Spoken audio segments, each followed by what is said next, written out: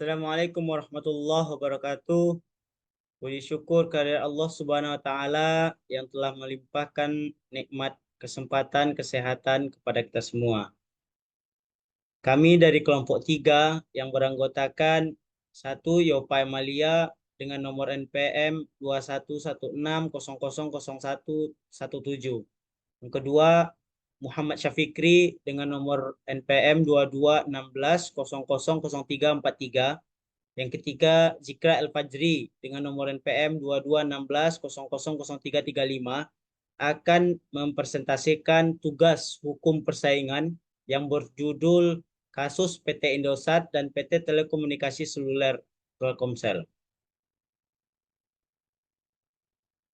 Yang pertama, kami akan mempresentasikan tentang poin 1 duduk perkara. Yang pertama, menimbang bahwa setelah melalui proses penelitian dan klarifikasi laporan, pada tanggal 5 April 2007, Sekretariat Komisi telah mempresentasikan laporan dugaan pelanggaran dalam rapat gelar laporan terkait dengan dugaan pelanggaran pasal 27 huruf A Undang-Undang Nomor 5 Tahun 1999 yang dilakukan kelompok usaha Temasek dan dugaan pelanggaran pasal 17 dan pasal 25 ayat 1 huruf B Undang-Undang Nomor 5 Tahun 1999 yang dilakukan oleh PT Telekomunikasi Seluler. Yang kedua, menimbang bahwa terhadap presentasi laporan dugaan pelanggaran tersebut, rapat komisi menyetujui untuk ditindaklanjuti ke tahap pemeriksaan pendahuluan. Yang ketiga, menimbang bahwa selanjutnya komisi menerbitkan penetapan nomor 13 garing PEN garing KPPU garing 4 Romawi garing 2007 tanggal 9 April 2007 tentang pemeriksaan pendahuluan perkara nomor 07 garing KPPU strip L garing 2007 untuk melakukan pemeriksaan pendahuluan terhitung sejak tanggal 9 April 2007 sampai dengan 22 Mei 2007. 4.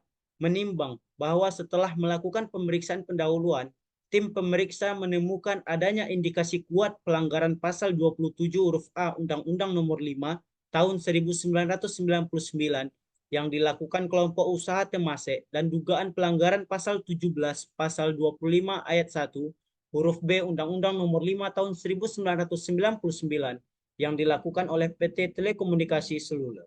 Oleh karena itu, tim pemeriksa merekomendasikan agar pemeriksaan dilanjutkan ke tahap pemeriksaan lanjutan. 5. Menimbang bahwa atas dasar rekomendasi tim pemeriksa tersebut, komisi menerbitkan PEPAN nomor 23 garing PEN garing KPPU garing 5 Romawi garing 2007 tanggal 23 Mei 2007 yang menetapkan untuk melanjutkan perkara nomor 07 garing KPPU strip L garing 2007 ke tahap pemeriksaan lanjutan terhitung sejak tanggal 23 Mei 2007 sampai dengan 15 Agustus 2007.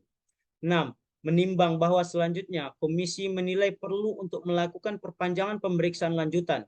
Untuk itu, tim pemeriksa menerbitkan keputusan nomor 152 garing KPPU garing 8 Romawi garing 2007 tanggal 16 Agustus 2007 tentang perpanjangan pemeriksaan lanjutan perkara nomor 07 garing KPPU strip L garing 2007 terhitung sejak tanggal 16 Agustus 2007 sampai dengan 27 September 2007. 7. Bahwa selama proses pemeriksaan, tim pemeriksa telah mendengarkan keterangan dari para terlapor, para saksi, serta keterangan dari pemerintah. 8. Menimbang bahwa identitas serta keterangan pelapor, para terlapor, dan para saksi telah dicatat dalam BAP yang telah ditandatangani oleh para terlapor dan para saksi. 9. Menimbang bahwa dalam pemeriksaan pendahuluan, pemeriksaan lanjutan, dan perpanjangan pemeriksaan lanjutan, tim pemeriksa telah mendapatkan, meneliti, dan menilai sejumlah surat dan atau dokumen, BAP, serta bukti-bukti lain yang diperoleh selama pemeriksaan dan penyelidikan. 10. Menimbang bahwa setelah melakukan pemeriksaan, tim pemeriksa membuat laporan hasil pemeriksaan lanjutan yang berisi sebagai berikut. Selanjutnya akan dilanjutkan dengan rekan saya yang bernama Muhammad Syafikri.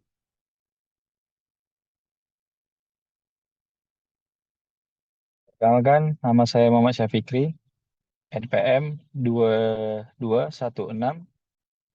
000343. Saya akan melanjutkan presentasi dari rekan saya tadi. 2. Putusan KPPU. Hasil putusan Komisi Pengawas Persaingan Usaha atau KPPU nomor 07 garing KPPU L garing 2007 tanggal 19 November 2007 memutuskan untuk menjatuhkan sanksi kepada kelompok usaha Temasek.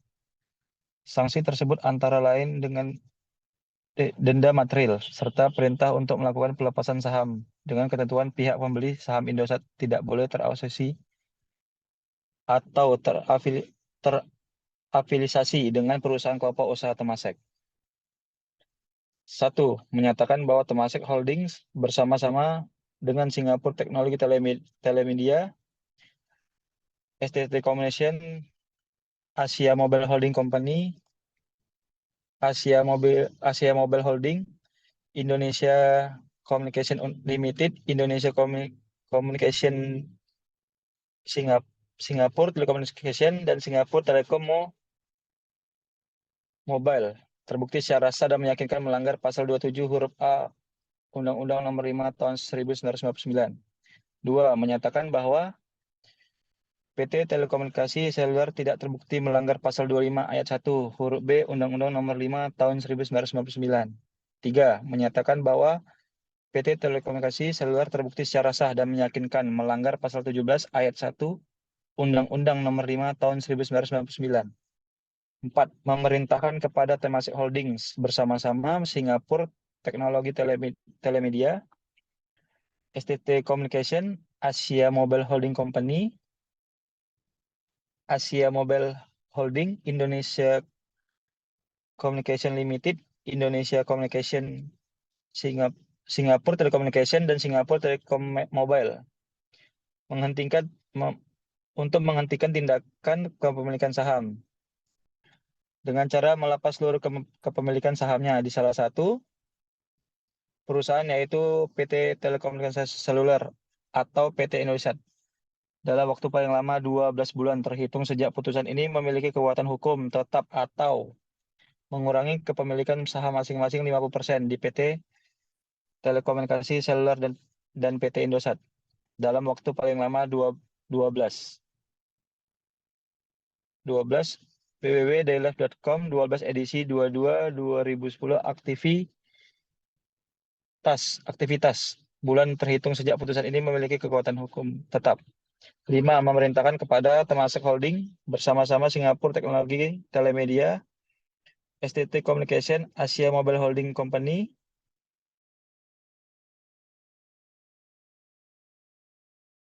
Indonesia Communication, Singapore Telecommunication, Singapore Telecom Mobile untuk memutuskan perusahaan yang akan dilepas kepemilikan sahamnya serta melepaskan hak suara dan hak untuk mengangkat direksi dan komisaris pada salah satu perusahaan yang akan dilepas, PT Telekomunikasi Seluler atau PT Indosat, sampai dengan dilepasnya saham secara keseluruhan atau mengurangi kepemilikan saham masing-masing 50 PT Telekomunikasi Seluler dan PT Indosat sebagaimana diperintahkan pada diktum nomor 4 di atas. 6. Menghukum Temasek Holding, Singapore Technology Telemedia, STT Communication, Asia Mobile Holding Company, Asia Mobile Holding, Indonesia Communication Limited, Indonesia Communication, Singapore Telecommunication, dan Singapore Telecom Mobile masing-masing membayar denda sebesar 15 miliar rupiah yang harus disetor ke kas negara sebagai setoran pendapatan denda pelanggaran di bidang persaingan usaha Departemen Perdagangan Sekretariat Jenderal Satuan Kerja Komisi Pengawas Persaingan Usaha melalui pemerintah dengan kode penerimaan 423491 atau pendapatan denda pelanggaran di bidang persaingan usaha. 7. Menghukum PT Telekomunikasi Seluler membayar denda sebesar 15 miliar yang harus disetor ke kas negara sebagai setoran pendapatan denda pelanggaran di bidang persaingan usaha Departemen Perdagangan Sekretariat Jenderal Satuan Kerja Komisi Pengawas Persaingan Usaha melalui bank pemerintah dengan kode penerimaan 423491 atau pendapatan denda pelanggaran di bidang persaingan usaha. 8. Menghukum para pemohon keberatan untuk membayar biaya perkara sebesar Rp17.809.000. 9. Menghukum para pemohon kasasi atau para pemohon 1 sampai dengan 10 untuk membayar biaya perkara dengan biaya perkara dalam tingkat kasasi sebesar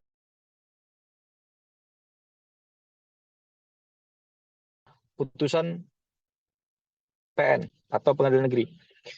Hasil putusan Pengadilan Negeri Jakarta Pusat nomor 02/KPPU/2007/PN JK JKT PST tanggal 9 Mei 2008. Pengadilan Negeri menolak keberatan yang diajukan oleh kelompok usaha Temasek pada tanggal 9 Mei 2008. Selanjutnya, PN Jakarta Pusat kemudian mengadili dan memperbaiki putusan KPPU nomor 07 KPPU L/2007 tertanggal 17 November 2007 menjadi sebagai berikut. 1. Menyatakan Temasek Holding secara bersama-sama dengan ST Telemedia, STT, AMHC, AMH, ICLS, ICLM Singapura, Singapore Telecommunication, dan Singapore Telecom Mobile telah secara sah dan meyakinkan melanggar pasal 27A Undang-Undang Nomor 5 1999. 2.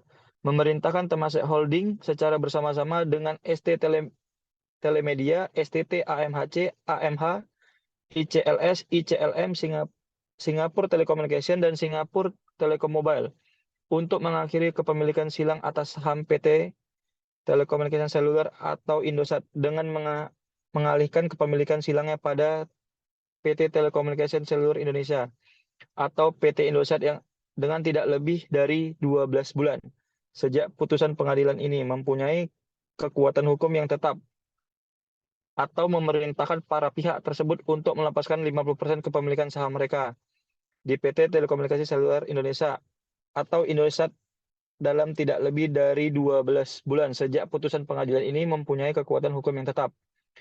3. Menentukan bahwa pengalihan saham tersebut di atas akan dibatasi oleh ketentuan sebagai berikut. A. Setiap pembeli tidak dapat membeli lebih dari 10% dari total saham yang dimiliki oleh ICLM dan ICLS. B. Pembeli tidak terasosiasi dengan Temasek. Sekian presentasi saya, akan dilanjutkan oleh Yopa Emilia. Terima kasih. Assalamualaikum warahmatullahi wabarakatuh. Perkenalkan, saya Yopa Emilia Pajarini, MPM 211600117. Saya mau melanjutkan presentasi soal dari Bang Muhammad Fikri. 4. Putusan kasasi. Mahkamah Agung atau MA melalui keputusan nomor Rep 128 PK atau PDT SUS 2009 tanggal 5 Mei 2010 telah menolak peninjauan kembali atau PK termasuk atas putusan kasasi MA nomor 496 K atau PDT SUS atau 2008 tanggal 10 September 2008 atau putusan kasasi TEK tentang pelanggaran pasal 27 atau kepemilikan silang yang dilakukan termasuk artinya maju. List PK menguatkan putusan kasasi MA yang telah dilanjutkan sebelumnya. Putusan kasasi terkait dengan perkara ini adalah sebagai berikut. Pengadilan menolak permohonan kasasi dari para pemohon kasasi. 1. Temasek Holding atau Private Limited. 2. SST Communication LID. 3. Asasi Mobile Holding Company Limited. 4. Asia Mobile Holding Limited. 5. Indonesia Communication Limited. 6. Indonesia Communication Limited. 7. Singapore Technologies Limited Limited. 8. Singapore Telecommunication Limited. 9. Singapore Telecom Mobility Limited. PT Telekomunikasi Seluler. Kelompok usaha termasuk mengajukan kasasi ke Mahkamah Agung atas Pusat PN Jakarta Pusat pada tanggal 10 September 2008. MA mengeluarkan putusan 12 yang pada litinnya menolak permohonan kasasi serta perbaiki putusan PN Jakarta Pusat nomor 2 KPPU 2007 PN Jakarta PAT. Sekalipun menolak kasasi yang diajukan termasuk MA menghapus Dikatrum Konsenam Pusaka PN Jakpus di diktum tentang itu adalah perintah membatasi pelepasan saham untuk masing-masing calon pembeli maksimal 10% dan agar tidak lagi terjadi pemilikan silang di Indonesia dan Telkom. Putusan MA menghapus di ketum tersebut justru membuka ruang kepada kelompok termasuk untuk terap memiliki kedua perusahaan telekomunikasi ini dengan menjual sahamnya kepada aplikasi. Poin selanjutnya, poin nomor 5, saya akan menjelaskan tentang pendapat kelompok tentang kasus yang kami bahas. Kasus Temasek merupakan isu yang kompleks dan melibatkan berbagai aspek ekonomi, politik, dan hubungan antar negara. Temasek Holdings, perusahaan investasi milik pemerintah Singapura, sering menjadi sorotan terutama karena investasinya yang sangat besar dan strategis di berbagai negara, termasuk Indonesia. Beberapa pandangan mengenai kasus Temasek bisa dilihat dari berbagai sudut. 1. Sudut ekonomi dan investasi. Temasek sering dianggap sebagai contoh sukses dalam pengelolaan dana negara untuk investasi global. Investasinya yang tersebar luas membantu meningkatkan laba dan mendiversifikasi risiko bagi banyak negara, termasuk Indonesia. Masuknya investasi dari Temasek bisa menjadi pendorong pertumbuhan ekonomi dan penciptaan lapangan kerja. 2. Kontroversi dan kritik. Namun, tidak jarang, investasi Temasek di luar negeri memicu kontroversi. Misalnya, Temasek pernah terlibat dalam sengketa terkait monopoli di sektor telekomunikasi di Indonesia melalui kepemilikan saham di Telkom dan Indosat. Kasus ini menimbulkan ketegangan dan tuduhan bahwa Temasek melakukan praktik bisnis yang tidak adil dan mendistorsi pasar. 3. Hubungan bilateral. Investasi besar seperti yang dilakukan Temasek seringkali berdampak pada hubungan antar negara.